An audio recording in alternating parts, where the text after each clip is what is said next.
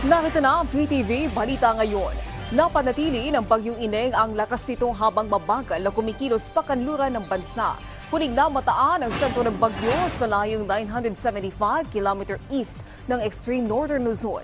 Taglay nito ang lakas ng hangin na aabot sa 45 km per hour at pagbugso nga abot sa 55 km per hour. Sa ngayon, wala pang nakataas sa tropical storm warning signal sa bansa.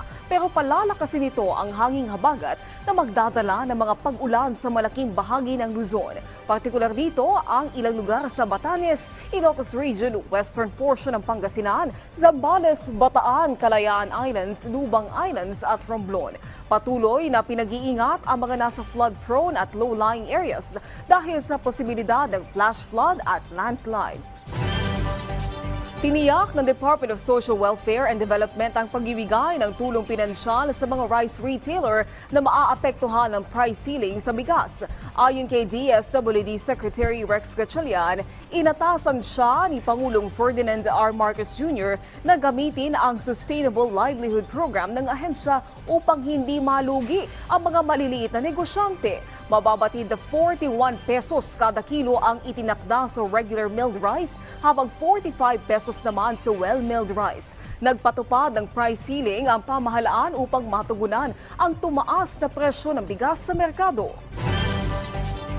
Samantala, alamin natin ang iba pang balita mula sa Visayas kay Jessie Atienza ng PTV Cebu. Salamat Naomi ug maayong adlaw. Discom sa Armed Forces of the Philippines ni patuman ng hugot nga seguridad isip pagpangandam sa election period sa tibuok Visayas. Mukabat ngadto sa kapin 200 ka mga checkpoints sa nagkadaiyang dapit sa Visayas ang gipatuman. Kaabag sa Viscom AFP ang pagpatuman niini ang Philippine National Police ug ang COMELEC. Dugang sa Viscom, moabot sa dulan sa 1,300 ka gatos ang ilang gideploy na mga personnel. Subay sa ilahang heightened security efforts, mibutyag ang Viscom nga sugod niadtong Agosto 1 hangtod Agosto 31 na po ka mga government-initiated armed encounters ilang natala sa tibuok Visayas. Magpadayon ang mga checkpoints o mga inisyatibo sa armadong kusog uban ng PNP o COMELEC, masiguro lang nga luwas o hapsay ang nagsingabot nga piniliay sa barangay ug sangguniang kabataan. Sa laing bahin, usa ka art exhibit ang gibuksan sa publiko dinhi sa Dakbayan sa Sugbo sa tibuok buwan sa Setyembre. Moabot sa 20 ka mga artists ang misalmot sa The Showroom, usa ka art exhibit nga anaa sa Juanito Building sa Dakbayan sa Sugbo. Matod sa organizer nga The Philippine Art, tuyo nilang matagaan og higayon ang mga local ug international artists nga ania sa Sugbo nga makapakita sa ilang obra.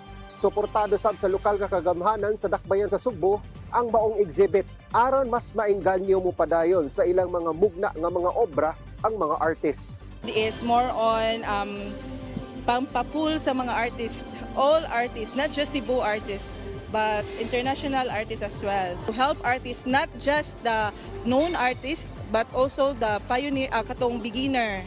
This year, we have the biggest budget ever since 1937 when we started our city for arts. To show all the artists that, you know, if you really work hard, you continue your craft, you continue your creativity, you continue your imagination, you will be recognized by your local government unit. Diba? And I hope it will serve as an inspiration. At yan ang mga huling balita mula sa PTV Cebu. Ako si Jessie Atienza. Balik sa iyo, Naomi. Daghang salamat, Jessie Atienza. At yan ang mga balita sa oras na ito. Para sa iba pang update, i-follow at i-like kami sa aming Facebook at Twitter account sa @PTVPH. Ako po si Naomi Tiburcio. Magandang hapon.